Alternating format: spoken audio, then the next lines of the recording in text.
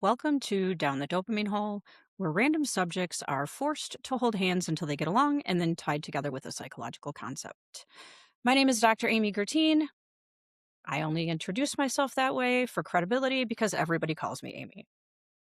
In the 1800s, there was a 25-year-old railroad construction foreman named Phineas Gage.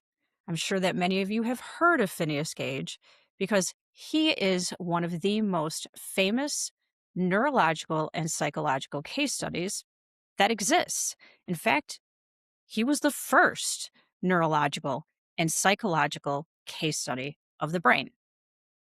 On September 13th, 1848, Phineas Gage was using a 43-inch, 1 1/4 diameter tamping rod to push gunpowder into a hole of a large rock in order to blow the rock up and get it out of the way of where they wanted to lay rail for the railroad. Unfortunately, tamping the iron down into the hole caused a spark.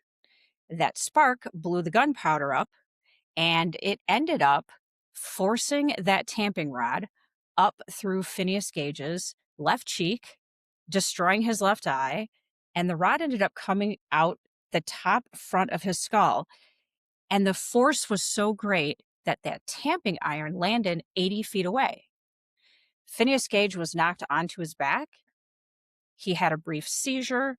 He lost consciousness for a couple of minutes, and he woke up. He got up. He walked to the wagon that was going to take him to town, told his coworkers he would see them in a few days, and sat up and talked to the men who drove him the 3/4 of a mile back to town.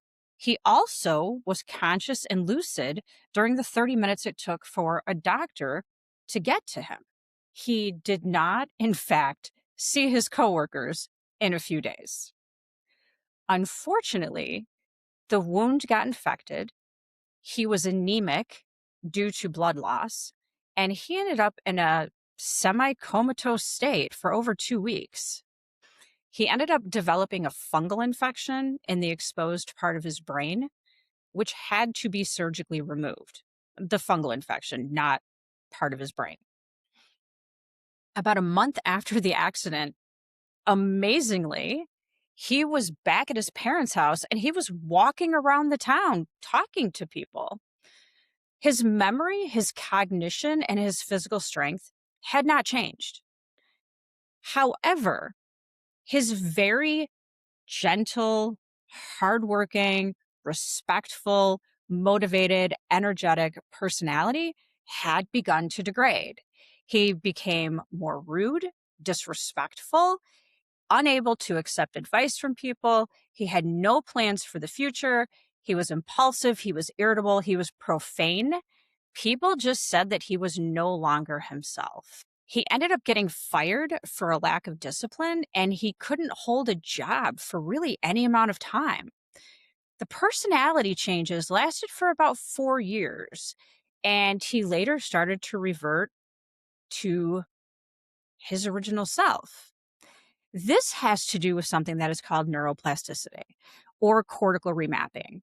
And neuroplasticity is the brain's ability to heal itself, or at least to create new neural pathways around the part of the brain that has been damaged. A really good example of this is after someone has a stroke, their brain is actually able to remap itself and create pathways around the part of the brain that's been damaged, which is why people can relearn how to speak or relearn how to move without the stiffness on one side of their body or the limp on one side of their body. That's neuroplasticity. And the theory is that Phineas Gage, over years, was able, through neuroplasticity, to get back a lot of his original personality. And one of the reasons that they think that this is the case is because after several years, he ended up going to Chile to follow the gold rush. However, he didn't end up becoming a millionaire because of the gold rush, or at least, what, a thousandaire? Anyway, he ended up working as a stagecoach driver, and he would shuttle people back and forth between the ships and the town. He actually kept this job for 7 years. There's very good evidence that he actually had reverted more closely to his old personality on account of neuroplasticity. Unfortunately, he died on May 21st, 1861, which was only 12 years after his accident. He died at home after a series of epileptic seizures, almost certainly due to his accident. His mother donated his skull to the doctor who treated him, and the doctor later donated his skull to Harvard University. And that allowed for later scientific research to be done on the parts of his skull that had been damaged, and then some speculation on the parts of the brain that had been damaged and what those parts were responsible for. Phineas Gage had damage to his frontal lobes, and specifically his prefrontal cortex. In terms of cognition, which we know was not an issue for Phineas Gage, but just to let you know what the prefrontal cortex is responsible for. And these are just a few of the things that the prefrontal cortex is responsible for, because it's responsible for a lot. In terms of cognition, though, we're talking things like attention, memory, learning, speech, and all of the things that basically are involved in executive functioning. Executive functioning are all of the things that are responsible for long-term planning. So we're talking attention, organization, task initiation, task switching, working memory, impulse control, emotional regulation, all of the things that are required to plan long-term and then to actually carry out that plan. In terms of personality, we're talking about things like emotional control, behavioral inhibition, like controlling impulses, long-term planning, decision-making, and abstract thinking. Combined with the research that's been done since, we now understand that the frontal lobes are responsible for higher mental functioning, like logical and rational thought, and executive functioning, and personality. The frontal lobes are considered to be the seat of our personality. It's where our personality is, although other parts of our brain are really important in personality as well. Let's switch gears a little bit. I want you to use your imagination on this next part. I want you to imagine, just imagine, that you are a 29-year-old lesbian woman who frequently talks about and advocates for gay rights and speaks against misogyny.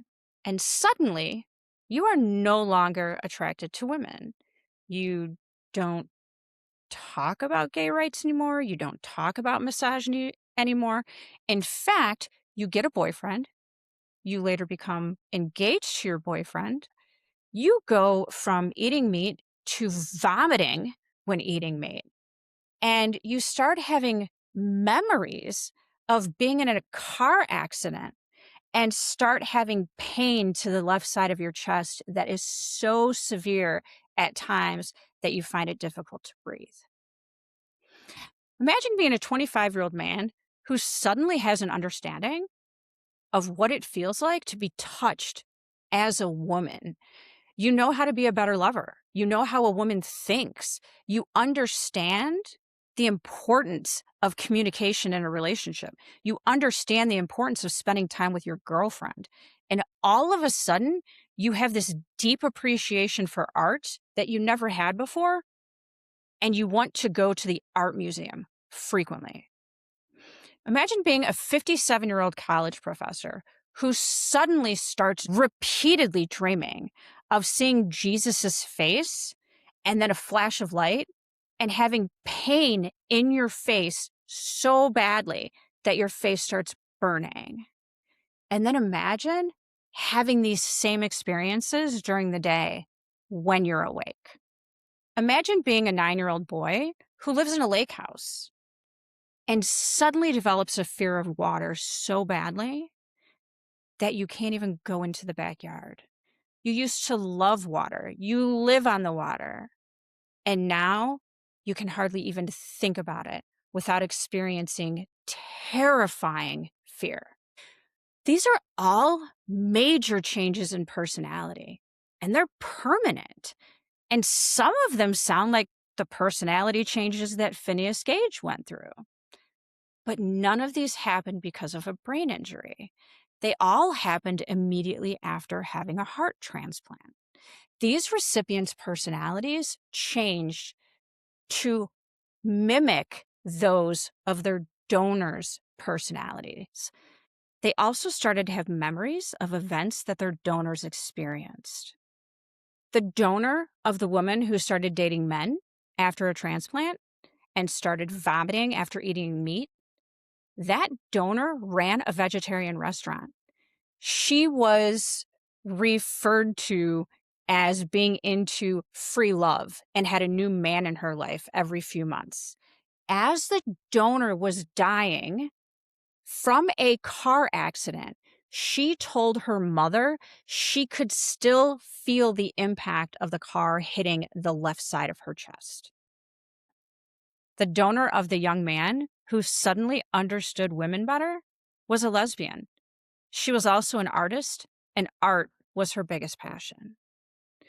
The donor of the college professor who saw Jesus's face and the flash of light and felt burning in his face was a police officer who was shot in the face in the line of duty. Although they never caught the person who did it, there were eyewitnesses to the event who described the shooter as looking a lot like Jesus. And the donor of the 9-year-old boy who developed a phobia drowned in a swimming pool. None of these people knew anything about their donors prior to the transplants. However, after these really strange things started happening, they requested to be able to reach out to the families to find out more information to try to explain what was happening to them. Once they did that and they found out this information, they were shocked at the similarities. How does this work? How is it possible that you can take on personality traits or memories of your donor when personality sits in the brain? There's a couple things that we need to understand. And the first is personality. What is it? How does it work? Personality is basically all of the stable and unique thoughts, feelings, and behaviors that define who we are and guide our interactions with the world. There's a few things that are important when it comes to personality. First of all, personality tends to be very consistent across situations. If you do something or if you can be described a certain way, but only in one situation, that's not your personality. That's a situational trait. If you are, for example, very talkative at home with your friends, chances are you're going to be more talkative at work. The other thing is that there is some type of a stability over time. This actually describes temperament, which we'll talk about more in just a second. But over time, there is consistency. If you look at what you were like as a child or descriptive terms that were used as a child, chances are those descriptive terms still exist.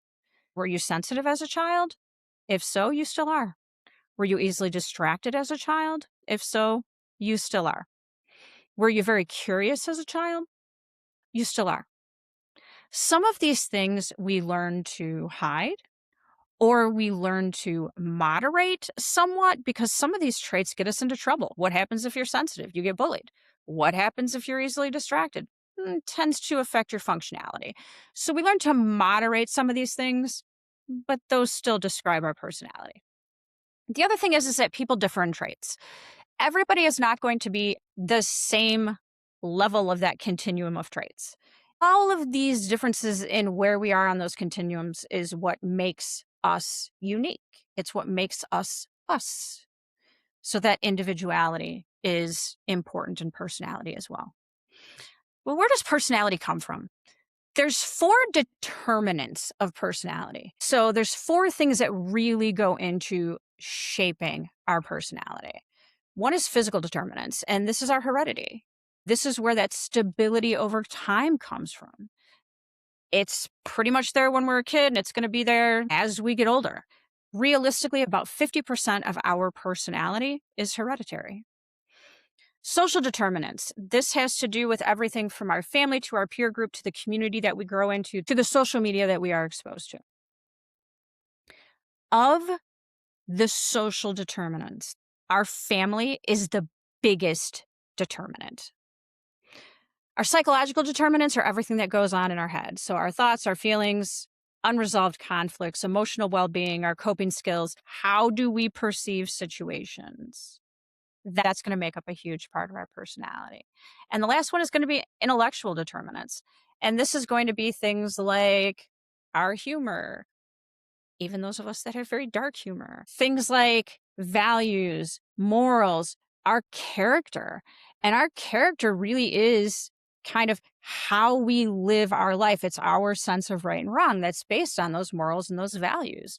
There are different parts of the brain that affect personality. We have temperamental traits, which are our genetic predispositions to external stimuli. These are not learned behaviors.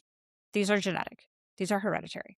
I'm going to try to make this a little bit easy, although anytime we talk about the brain, it gets a little bit difficult. But I just want to show you how involved the brain is with personality. So I'm going to try to make this a little simple-ish. When we talk about genetic predispositions to external stimuli, there's basically 4 things that we talk about. The first one is harm avoidance, and this is influenced by the amygdala. The amygdala is in a part of the brain that's called the limbic system, and it deals with emotional responses. The limbic system is developed by adolescence, whereas the frontal lobes that we talked about is not developed until we're in our mid-20s at least. The frontal lobe is actually responsible for controlling the limbic system. The frontal lobe is responsible for emotional regulation, and the limbic system is responsible for emotions. So the limbic system is completely developed by adolescence, but then the part of the brain that's responsible for controlling the limbic system is not fully developed until about 10 years later, which explains a lot of why adolescents are really emotional and impulsive in terms of their emotion and have a lot of problems with self-regulation of emotions, just to kind of throw that in there. So harm avoidance is influenced by the amygdala. The amygdala deals basically with fear responses. There's a lot more to it, but we're just going to go with fear responses. High activity in the amygdala leads to people who are shy, uncertain, or socially avoidant. It's also involved in anxiety. Low activity leads to more risk-taking behaviors or impulsivity, like in ADHD. The second genetic predisposition to external stimuli is novelty seeking. This is influenced by the basal ganglia. Low activity and smaller basal ganglia lead to more curious, quick-tempered, impulsive, and easily bored people, again, like those with ADHD. The third one is high reward dependence, which is very social approval seeking. And this is influenced by the temporal lobes and the thalamus. Increased activity in the temporal lobes and the thalamus tend to lead to a higher need for social approval.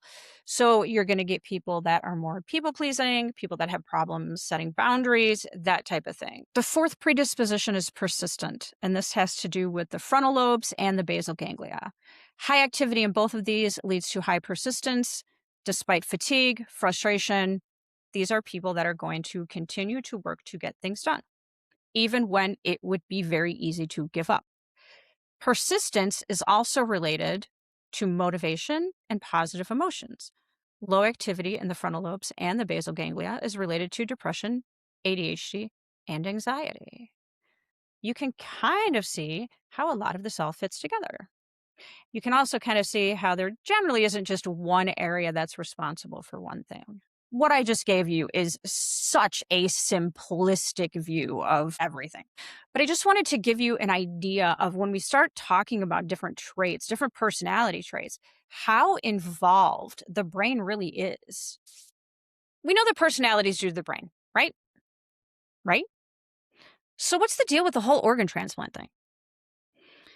I said that there were a couple of things that we need to understand, and the first was personality. The second is what happens with organ transplants.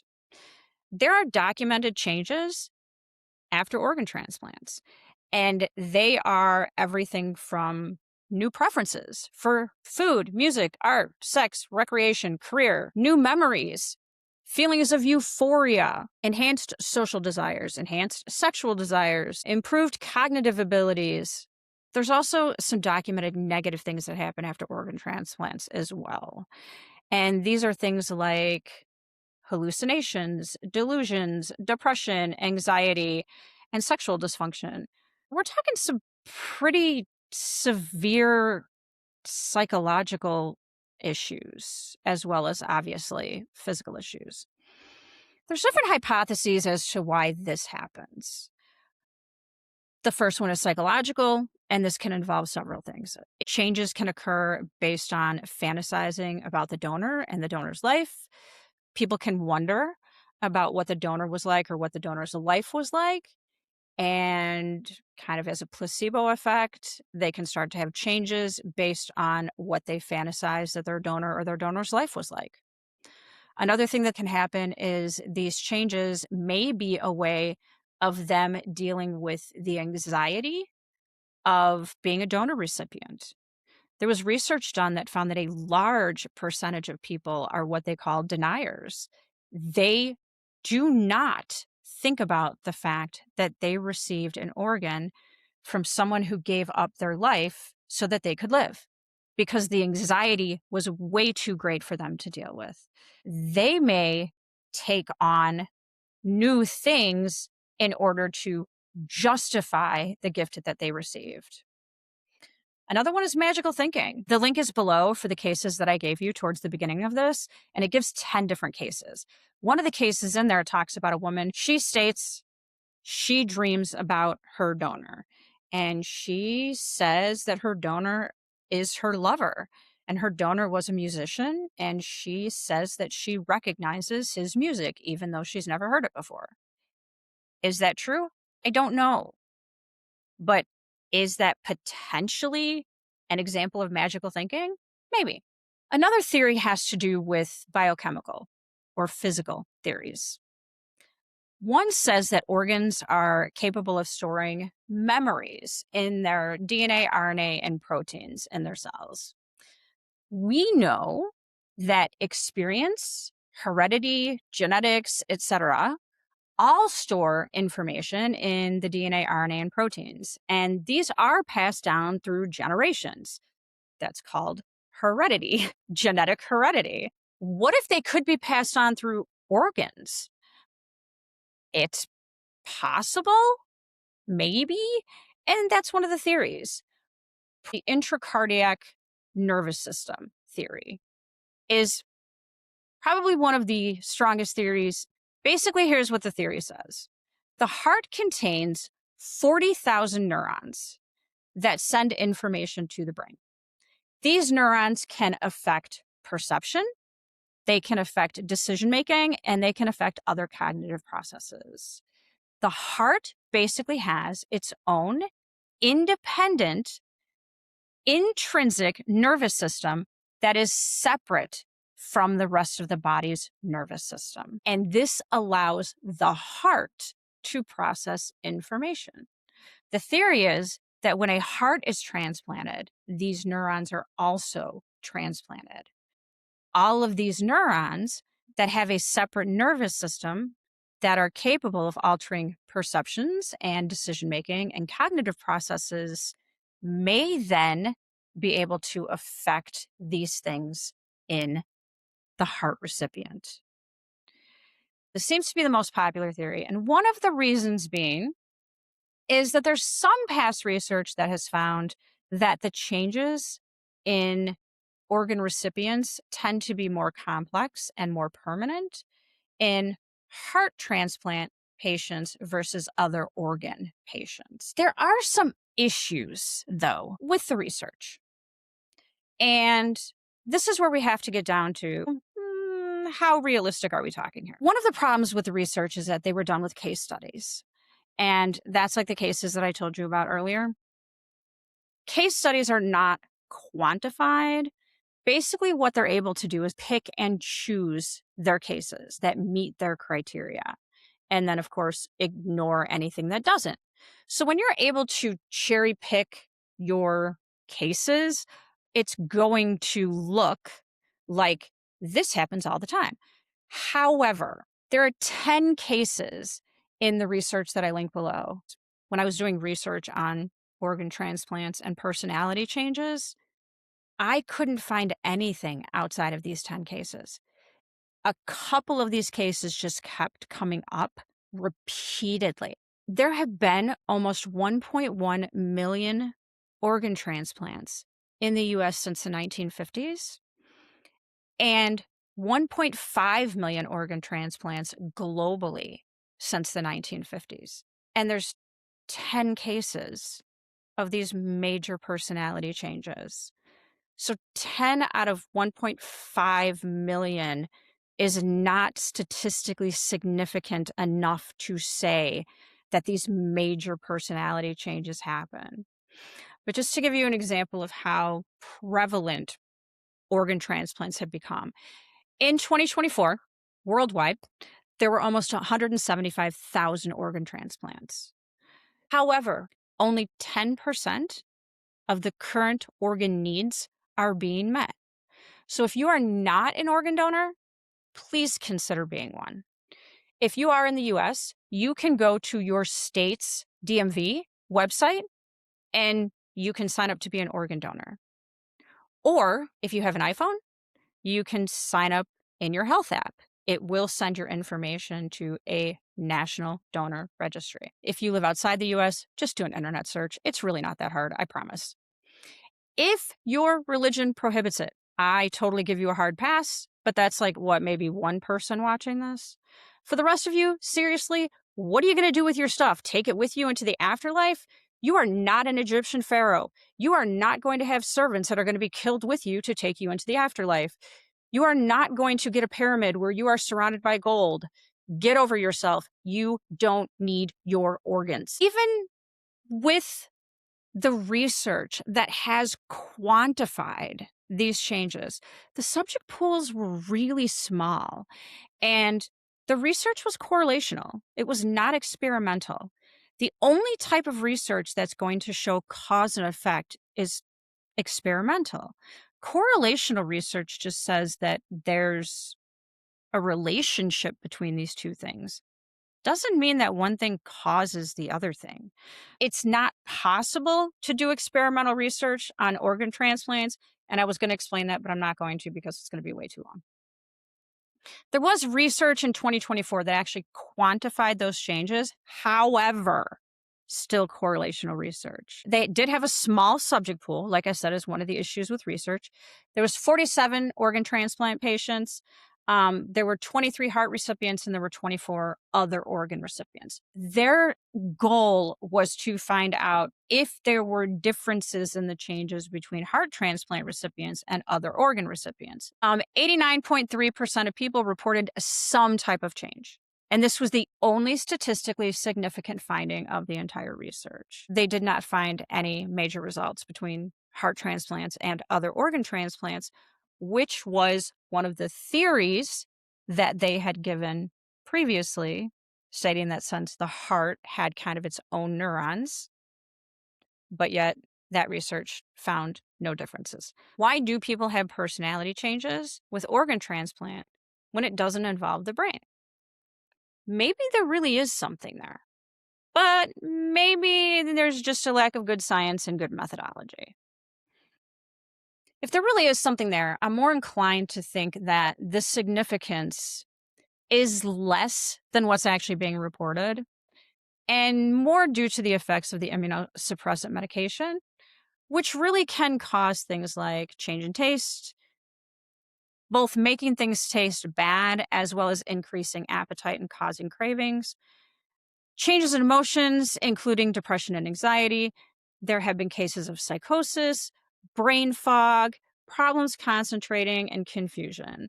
All of these effects would make you feel like you've had some type of personality change if you've never experienced it before. If you've been sick and then suddenly you're much healthier than before, you're really going to experience higher energy levels and increased activity and increased mood and a desire to engage in those activities that you've never engaged in before, and a desire to eat foods that you've never eaten before. Probably because you've been ill for a long time and you may have been on a special diet, or you may just be in that I have a second chance of life and I'm just going to do a bunch of things that I've never done before. Again, there's going to be a lot of changes. Organ transplantation is a major physical and psychological trauma. If you've ever experienced any physical or psychological trauma, you know that there are changes that you never expected. Once you've experienced them, the changes can be startling.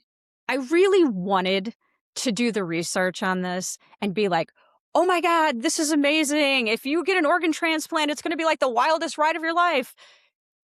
Not to say that it's not going to be a wild ride. I mean, organ transplantation, never experienced it, but I'm going to assume it is a wild ride. But not for the reason that I hoped, I guess, or expected or whatever. The research just isn't there. There's some research that shows some statistical significance for changes after organ transplant, but there's no research that shows that it's definitively due to the donor's personality. So I'm not going to say that there's not going to be changes. I mean, come on, you're getting an organ transplant. Like, do you really expect another person's organ to be put into your body, which requires major surgery, go on anti-rejection drugs, and then not experience major physical and psychological changes? Some of which are probably going to freak you out, because if that's what you expect, you haven't really thought this through very well, have you? If all of a sudden you like green peppers where you didn't like them before, congratulations. You're alive, you're healthy, and you have a new food to eat, which probably makes up for the food that you used to like that the anti-rejection medication now makes taste horrible. You're still on the winning side of that one. You were just given the gift of life, and apparently the gift of green peppers. As for me, I get the comfort of knowing that everything I've ever learned about personality stays exactly the way that it was. Personality is in the brain, which is somewhat scary for those of us that have neurospicy brains, right? Like, my brain doesn't work very well and it's in charge of my personality. Oops. However, I really think that my personality is kind of awesome, so I think I'm going to keep it. And I'm sure many of you feel the same way. Your brain is who you are. So do yourself a favor. Be careful with it. That's all I have for today.